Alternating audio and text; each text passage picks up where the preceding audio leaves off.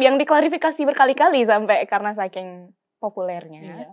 Terkait tunjangan beras yang cuma 12 juta.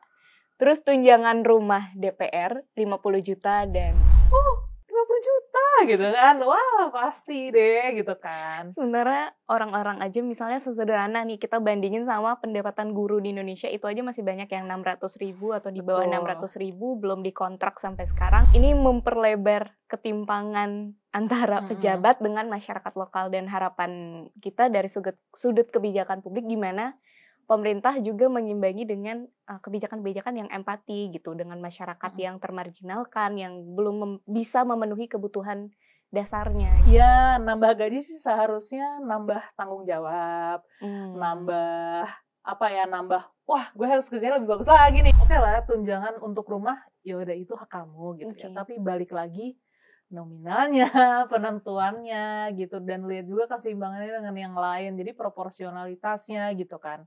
Dan kebutuhannya seadil-adilnya lah gitu, kemakmuran rakyat juga gitu. Kritik-kritik itu akan ada, tapi harapannya ya jangan dijadikan musuh juga gitu. Halo Sobat Ngobi, kembali lagi bersama kita berdua dari The Indonesian Institute di podcast Ngobi, Ngobrol Kebijakan. Kali ini aku bareng Mbak Intan. Halo. Aku Natasha, salam kenal lagi.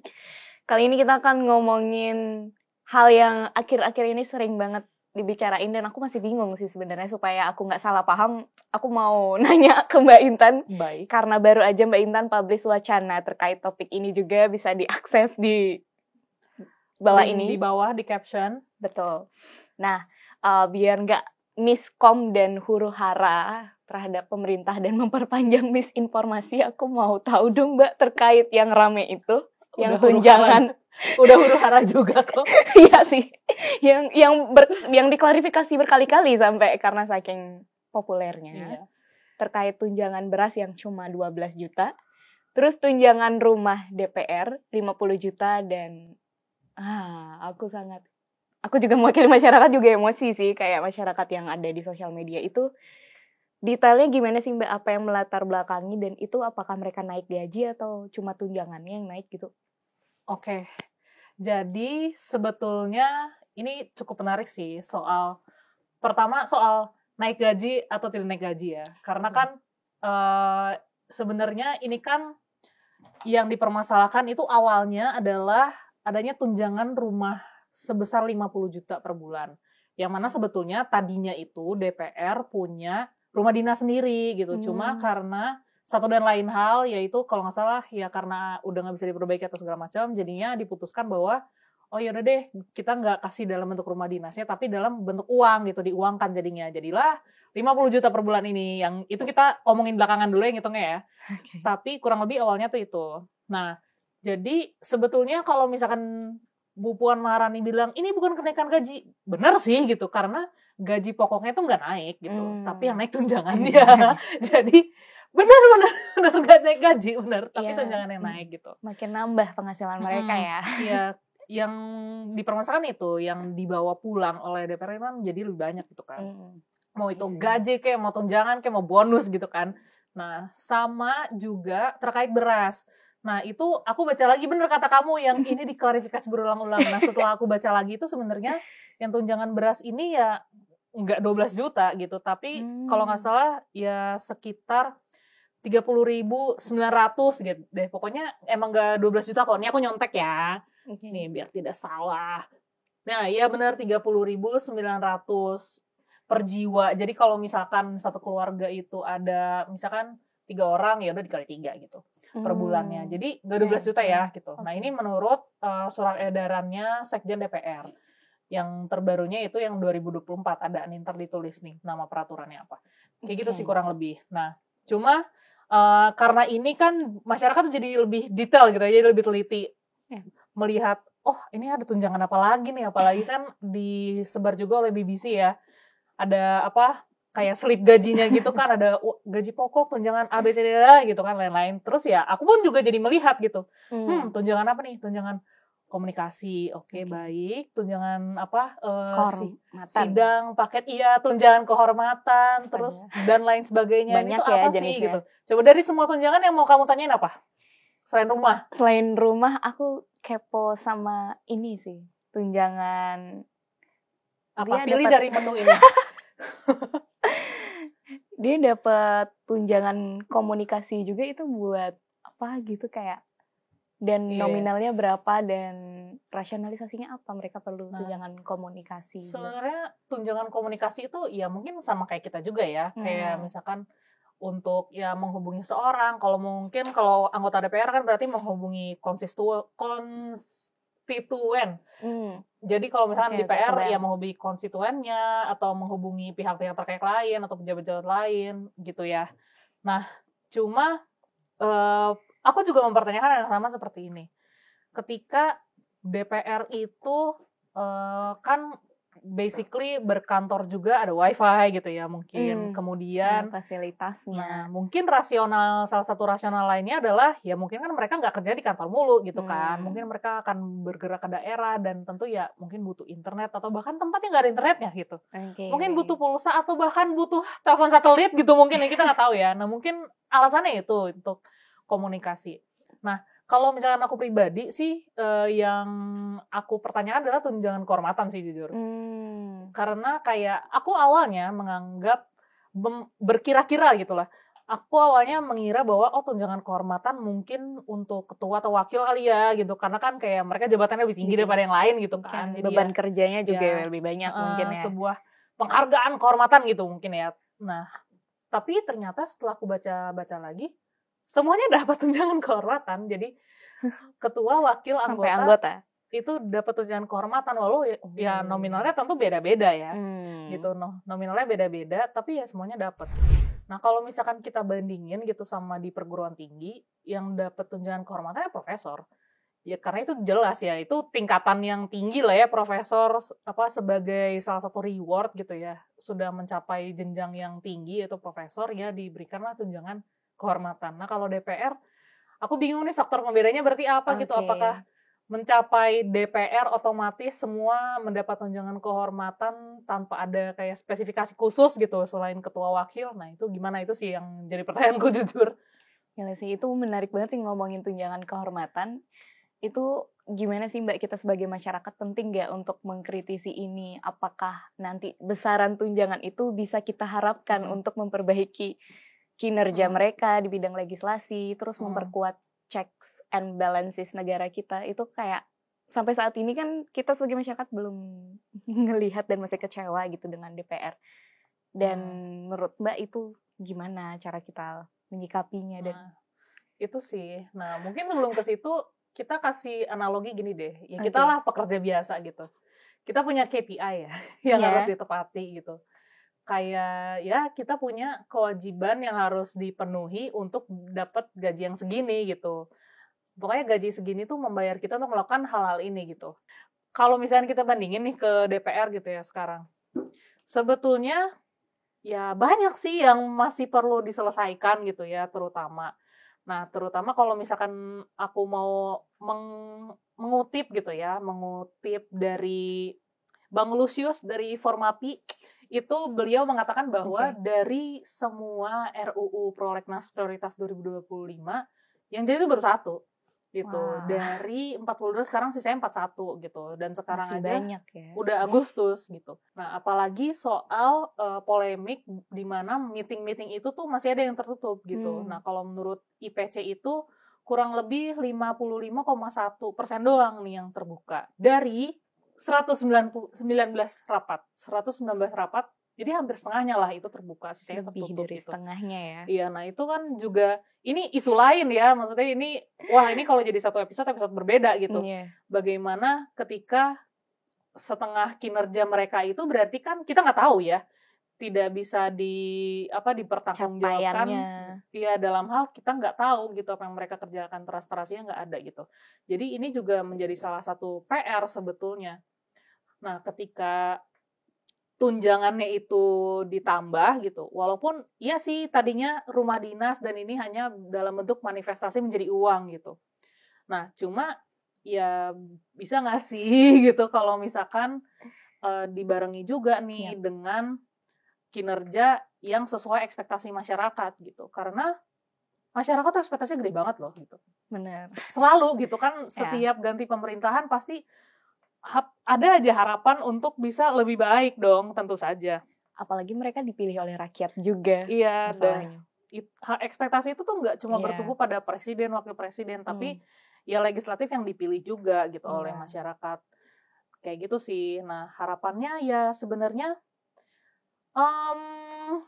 kalau aku berkaca pada diriku sendiri, ya nambah gaji sih seharusnya nambah tanggung jawab, nambah wah gue harus kerja lebih bagus lagi nih gitu ya. Motivasi mereka lah untuk memenuhi apa yang dialami masyarakat, mengatasi masalah masyarakat. Nah, kalau itu diiringin sama penurunan kualitas dan tanggung jawab kinerja mereka, ya nggak sesuai gitu. Nah, itu sih. Jadi sebetulnya selain itu ya, PR-PR yang tetap harus dikerjakan, ya masyarakat juga nggak sepenuhnya salah untuk menuntut, kok bisa jumlahnya segitu gitu. Kayak 50 juta gitu. Terus ini lagi yang perkara macet dari Bintaro gitu. Senayan. Saya dari Bogor. Mohon maaf, ini banyak pekerja kita yang transit gitu. Berjam-jam. Iya, nah menjadi pertanyaan kembali, memangnya apakah harus DPR selamanya naik mobil kemana-mana? Dan ya udah naik Gojek, atau kalau misalkan emang harus naik mobil, ya udah baru naik mobil gitu. Tapi selebihnya mungkin pakai transport umum juga. Itu menjadi pilihan nggak sih? Atau memang sesaklek itu harus naik mobil, harus punya rumah di mana, sampai macet aja tuh menjadi satu permasalahan yang harus diselesaikan dengan 50 juta gitu. Itu sih pertanyaanku. Jadi apakah kita masih akan memelihara perspektif ini pejabat gitu? Paham gak sih maksudku? Kastanisasi ya antara pejabat dengan masyarakat. Dan ini aku mau cerita sedikit juga tentang hal yang dipelajarin di kesehatan dan perencanaan wilayah kota. Sebenarnya masyarakat kita dan struktur desain kota kita itu masih jauh dari kata berkelanjutan. Artinya adalah transportasi umum masih belum terintegrasi semua. That's why orang yang udah jauh-jauh transit, mereka harus ngeluarin uang untuk Gojek lagi. Ibaratnya kalau itu di bawah UMR, jadi sebagian besar itu untuk transportasi. Sementara mereka bisa memotong penghasilannya itu yang pejabat karena udah difasilitasi dengan transportasi yang misalnya disediain mobil dinas, dan bahkan itu diiringin patwal juga biasanya. Iya. Jadi mereka bisa menerobos macet-macet itu, dan kenapa itu masih menjadi dalih mereka gitu. Jadi menurut aku, instead of mereka menggunakan justifikasi itu, kenapa investasi Indonesia itu masih belum seimbang juga dengan desain kota kita, supaya masyarakat kita tuh juga mendapatkan akses transportasi publik yang lebih sehat, dan gimana armada-armadanya itu bisa mengakomodir besarnya orang yang biasanya menggunakan transportasi umum. Karena biasanya gerbong-gerbong aja juga masih pepes-pepesan kan. Dan belum lagi yang bawa motor itu membludak banget, seperti jalan TB Simatupang yang kita ketahuin itu. Aduh, bahas lagi kan. Ini polusinya tinggi banget. Jadi banyak masalah masyarakat yang juga perlu diatasin. Dan itu membuat jadi make sense, orang-orang marah dan kecewa gitu. Apa sih TB Simatupang? Singkatannya tetap bersabar. Tidak bergerak. Oh iya, tidak bergerak. Tetap bersabar, kata gue. Semangat ya. Untung aku nggak pernah ngelewatin jalan di situ sih. Kalau untuk pulang. Iya itu sih. Capek banget. Iya, kenapa? Ya udah, kalau misalkan emang diprotes, ya udah sekalian aja membuat kebijakan transportasinya menguntungkan DPR juga, biar bisa dipakai win-win solution. Tapi jadi untuk semua orang dan inklusif juga gitu. Dan ini sangat sedih banget sih untuk melihat ini. Belum lagi problem masalah perumahan dan gimana masyarakat Indonesia banyak terjebak pengangguran. Menurut data OECD aja, masyarakat muda atau generasi muda nih paling sering koar-koar di sosial media terkait kekecewaannya mereka.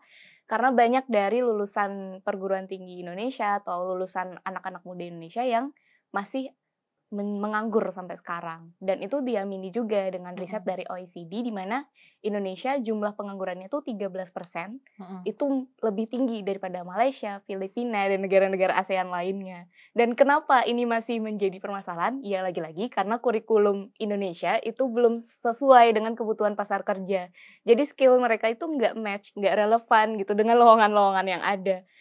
Jadi speknya di situ gap yang ini nih belum diatasi sama pemerintah, dan menurut aku lebih bijaknya kebijakan yang ada daripada fokus mungkin dengan otak-atik anggaran gitu, otak-atik tunjangan, kenapa nggak dialihkan juga untuk investasi di bidang pendidikan dan kesehatan yang juga berpotensi digerus nih karena program prioritas kita sekarang yaitu MBG gitu. Jadi gimana pemerintah perlu membalancekan tujuan-tujuan pemerintahannya tanpa memutus kesempatan-kesempatan individu di Indonesia. Gitu sih yang aku sangat sayangkan dari kasus ini sih, Mbak.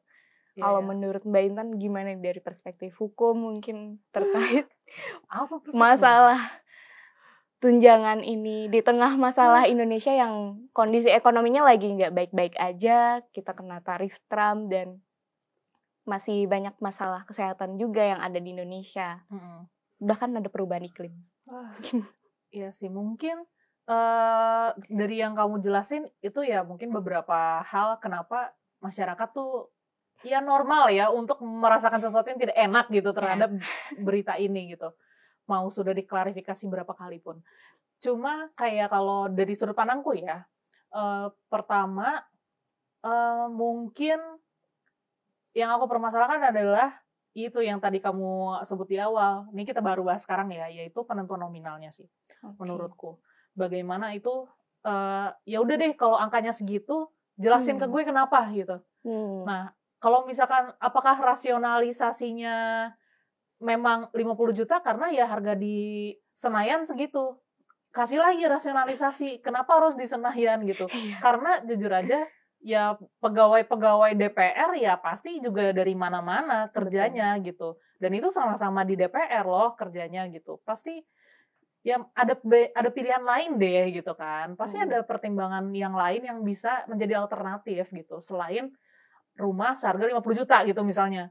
Atau apapun itulah kebutuhannya yang bisa sampai segitu gitu. Kemudian juga mungkin apa ya, ini aku berusaha merasionalisasikan serasional mungkin ya gitu.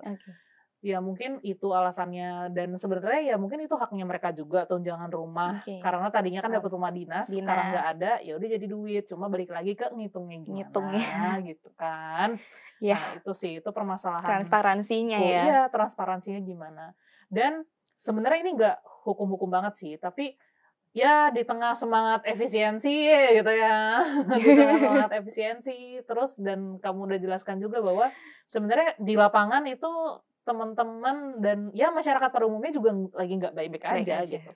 Dan ketika tahu bahwa 50 juta gitu kan, wah pasti deh gitu kan. Sebenarnya orang-orang aja misalnya sesederhana nih, kita bandingin sama pendapatan guru di Indonesia itu aja masih banyak yang 600.000 atau di bawah 600.000 belum dikontrak sampai sekarang. Bahkan tenaga kesehatan ada beritanya juga, mereka nyebrangin sungai karena nggak ada akses jembatan untuk ngobatin pasien di tempat yang 3T gitu, terluar dan terpencil. Jadi ini memperlebar ketimpangan antara pejabat dengan masyarakat lokal, dan harapan kita dari sudut kebijakan publik gimana pemerintah juga mengimbangi dengan kebijakan-kebijakan yang empati gitu dengan masyarakat yang termarginalkan, yang belum bisa memenuhi kebutuhan dasarnya gitu. Jadi sangat miris sih melihatnya juga. Iya sih, setuju sih. Ya oke lah, tunjangan untuk rumah. Tunjangan untuk rumah ya udah itu hak kamu gitu ya. Tapi balik lagi nominalnya, penentuannya gitu, dan lihat juga keseimbangannya dengan yang lain. Jadi proporsionalitasnya gitu kan. Dan kebutuhannya seadil-adilnya lah gitu, kemakmuran rakyat juga gitu. Iya, kita nggak ini ya, kita nggak mengelakkan hak-hak ya, hak orang ya. Cuma ya kita nggak sih. apa-apa, cuma apa alasannya dan bagaimana dengan adanya peningkatan tunjangan ini memang dipenuhi dengan komitmen pemerintah yang tinggi juga untuk mendesain kebijakan yang mengatasi apa yang dibutuhkan masyarakat, bukan hanya sekedar mereka mau buat terobosan A, B, C demi kepentingan politis atau kepentingan tertentu tanpa riset sebelumnya gitu. Iya. Jadi itu sih. Iya. Dan aku juga suka sih statementnya Ahok juga kan. Mau gajinya 1 miliar juga gue nggak apa-apa asal ya kerjanya bener gitu. Sebenarnya ya masuk akal juga sih gitu. Toh kalau misalkan sebenarnya ya kalau kita pikir ya anggota DPR itu tugasnya berat gitu, ngurusin banyak permasalahan, aspirasi. Mendengar aspirasi masyarakat Indonesia berapa orang gitu kan. Nah, habis itu membuat undang-undang yang tingkatnya kaliber nasional, ya tentu aja tugasnya tidak ringan gitu, nggak gitu-gitu aja gitu.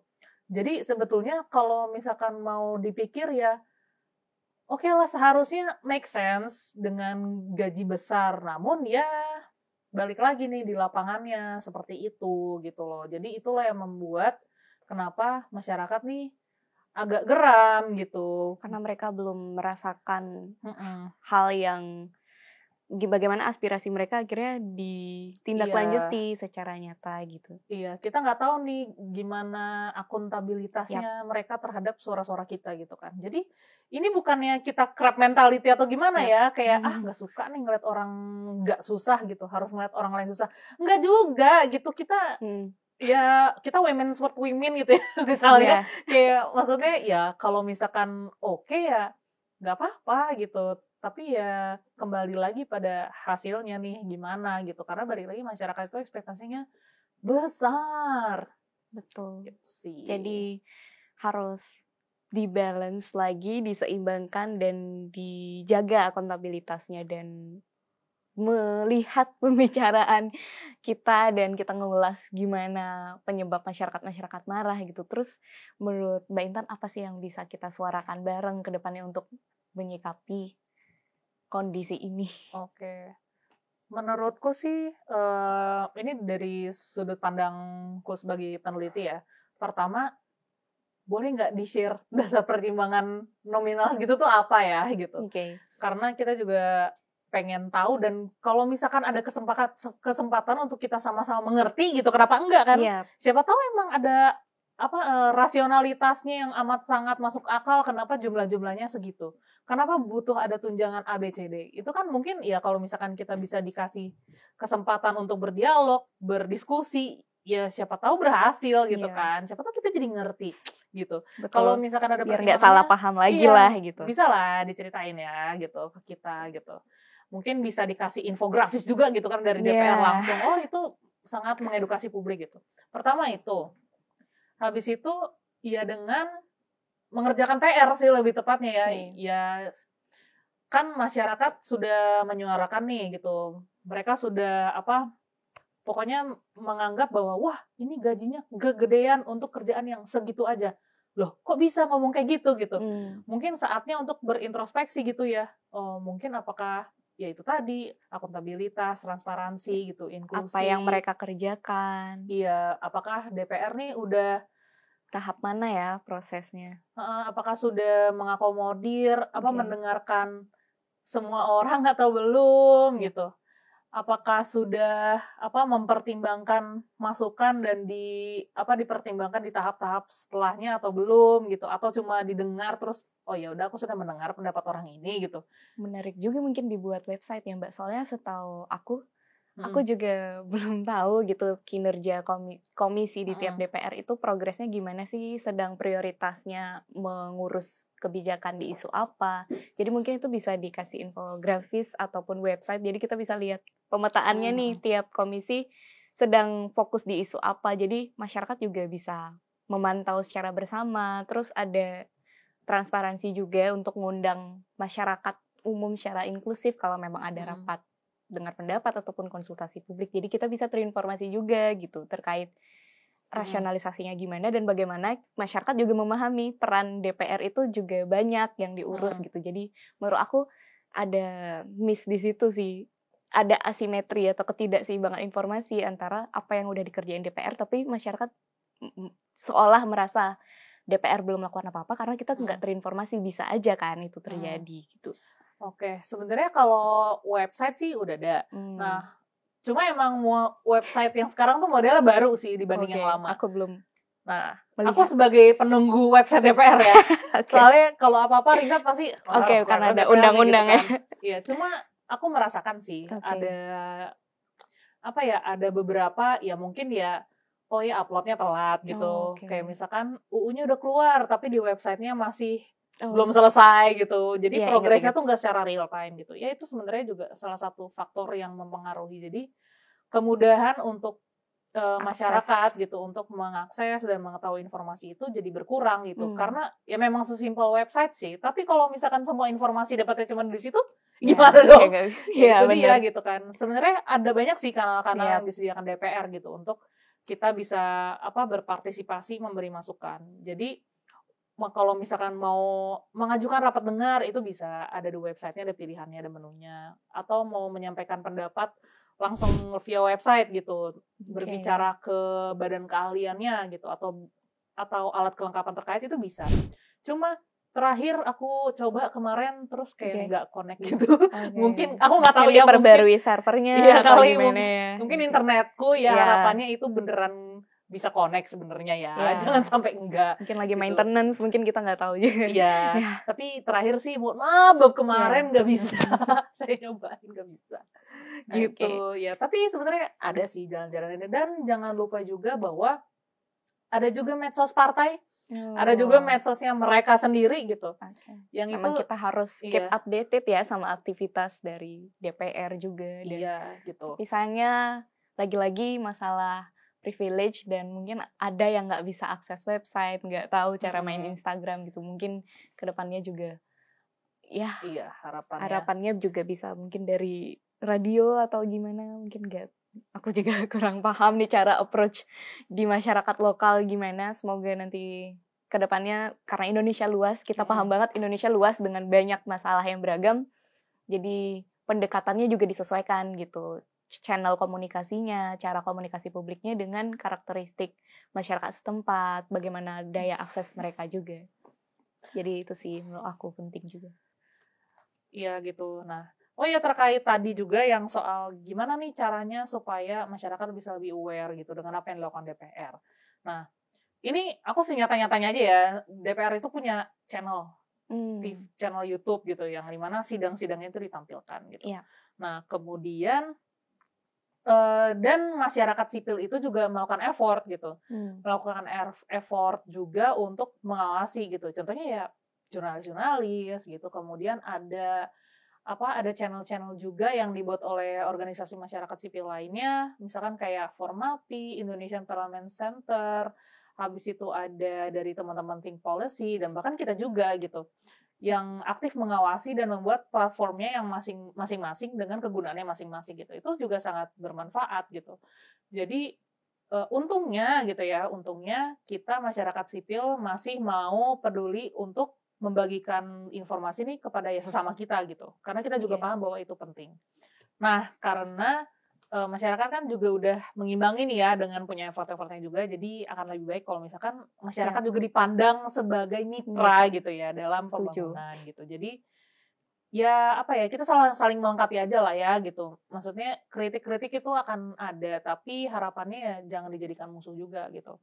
Walaupun ya mungkin dari sisi masyarakat sipil boleh juga sih kalau misalkan ada juga effort-effort pemerintah yang memang dikerjakan, ya udah silakan di state gitu kan. Telah mengerjakan ini bagus, namun kurangnya apa gitu. Nah itu mungkin pembelajarannya, hasil evaluasinya. Iya, mungkin itu bisa menjadi sinergi yang baik gitu ya. Ya karena balik lagi kita nih mitra gitu. Kita semua nih mitra masyarakat dan pemerintah juga gitu. Dan soal transparansi gitu ya, ini mungkin untuk semua ya, nggak terkait soal DPR aja gitu. Tetapi jangan lupa untuk tidak memandang pencapaian hanya dari statistik saja gitu, tetapi dampak-dampak lainnya. Gimana tuh, Nat? Ya, dampak-dampak yang nggak bisa diwakili dengan angka mungkin bisa diceritain juga gitu. Oh, ada praktik baik di daerah apa yang bisa kita adaptasi bareng-bareng. Atau gimana pemerintah juga ngasih statement yang jelas, transparansi yang jelas dari hasil evaluasi program, oh kami gagal di aspek apa. Namun ini akan diperbaiki tahun depan dengan cara A, B, C. Atau dalam 6 bulan pemerintah akan memitigasinya dengan langkah apa. Sayangnya selama kemarin kan selebrasi kemerdekaan kita juga ada pidato kenegaraan, terus ada wawancara-wawancara media juga dari DPR, tapi sayangnya statement yang ini nih belum kami dengar dengan jelas gitu. Harapannya ini bisa diceritakan juga ke masyarakat, jadi masyarakat juga bisa mengetahui tindak lanjut dari pemerintah untuk mengatasi hal-hal yang belum perform dengan maksimal dari program-programnya. Misalnya nih sesederhana MBG seperti yang kita ketahui, ini kan berulang lagi kasus keracunan yang mungkin daripada hanya menceritakan jumlah sasaran MBG yang sudah berhasil dilakukan, mungkin alangkah eloknya ini juga berbagai macam kasus keracunan ini juga tetap dipublikasi dengan transparan, lalu diceritakan hal up quotes of the day mungkin. Jangan hanya fokus ke capaian, tapi gimana kebijakan dari pemerintah itu tetap terjamin kualitasnya untuk kebaikan masyarakat. Dan masyarakat, setuju banget, masyarakat itu adalah mitra pembangunan. Semoga kedepannya pemerintah dan masyarakat nggak saling cekcok dan masyarakat juga dianggap sebagai musuh gitu. Karena kita sama-sama ingin sebenarnya membangun Indonesia yang lebih baik, menuju Indonesia emas tentunya nanti. Gitu sih dari aku. Tutup, Nat. Oke. Setelah banyak hal nih kita bicarain, kita penasaran juga nih, pengen denger suara teman-teman terkait isu ini. Terus harapannya ke pemerintah seperti apa yang bisa kita lakukan bersama. Mungkin teman-teman bisa ramein kolom komentar, dan jangan lupa subscribe, nyalakan lonceng, karena kita akan selalu ngobrolin kebijakan juga di channel Geolive. Mungkin kalian bisa tulis juga 50 juta itu kalian bisa buat apa aja dalam sebulan. Sekarang giliranmu bersuara.